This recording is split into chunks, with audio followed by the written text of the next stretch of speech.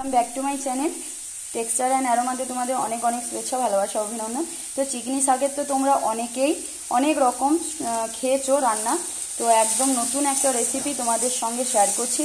তো তোমরা অবশ্যই প্রথম থেকে শেষ পর্যন্ত দেখো, তাহলে বুঝতে পারবে চিকনি শাক দিয়ে আমি কী রেসিপি, নতুন রেসিপি তোমাদেরকে দেখাবো। তো তোমরা অবশ্যই ভিডিও প্রথম থেকে শেষ পর্যন্ত দেখার চেষ্টা করো। এখানে দেখো চিকনি শাকগুলো তুলে নিয়ে এসে ভালো করে পরিষ্কার করে বেছে নিয়েছি, ধুয়ে রেখেছি।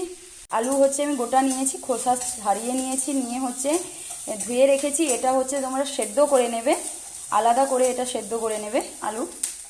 আমার গলার অবস্থা খুবই খারাপ। শুকনো লঙ্কা ফোড়ন দিয়েছি, পেঁয়াজ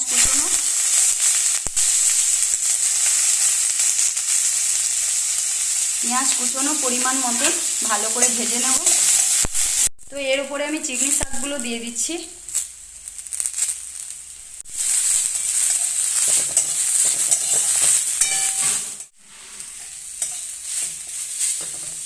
স্বাদ অনুযায়ী দিয়ে দিচ্ছি, একটু ঢাকনা দিয়ে দিচ্ছি 5 মিনিটের মতন একটু সেদ্ধ করে নেওয়ার জন্য আমি এখানে ঢাকনা দিয়ে দিয়েছি।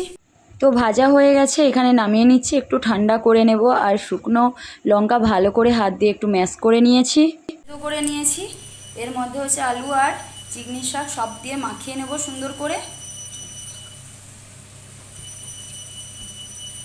তোমাদের চিকনি শাকের মলা রেসিপি দেখাচ্ছি, এটা একদম নতুন রেসিপি, অবশ্যই একবার বাড়িতে বানাও, তাহলে বুঝতে পারবে কেমন টেস্ট, অসাধারণ খেতে। কিন্তু গার্নিশ করে দিয়েছি, তোমরা দেখতেই পাচ্ছ কেমন এসছে রেসিপি। দারুণ একটা অসাধারণ নতুন রেসিপি তোমাদের সঙ্গে শেয়ার করলাম।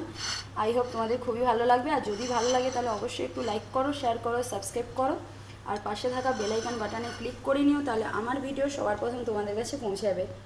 তো আশা করি এই ভিডিও এই রেসিপি আগে কেউ কোনো দিন খাওনি, একদম নতুন রেসিপি। চিকনি শাকের মলা রেসিপি, অসাধারণ একটা রেসিপি। গরম গরম ভাতে এটা দারুণ লাগবে পুরো খেতে।